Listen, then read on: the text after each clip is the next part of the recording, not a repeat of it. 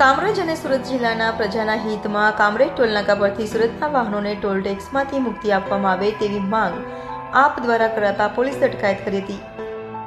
કામરેજ અને સુરત જિલ્લાની પ્રજાના હિત માટે કાયમ લડત આપનાર કામરેજની જનતાનો અવાજ સરકાર સુધી પહોંચાડનાર એવા કામરેજ તાલુકા પંચાયત વિપક્ષ નેતા અને આપ અગ્રણી જેડી કથેરિયાની કામરેજ ટોલનાકા પાસે પોલીસ દ્વારા અટકાયત કરવામાં આવી।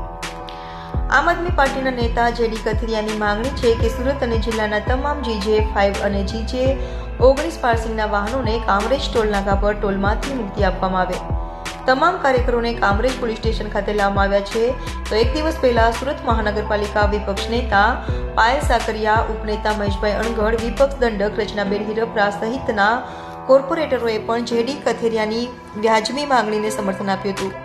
આમ આદમી પાર્ટી જનતાનો અવાજ બનીને બેરી સરકારના કાન સુધી પહોંચાડવામાં હંમેશા અગ્રેસર ભૂમિકા ભજવતી આવી છે।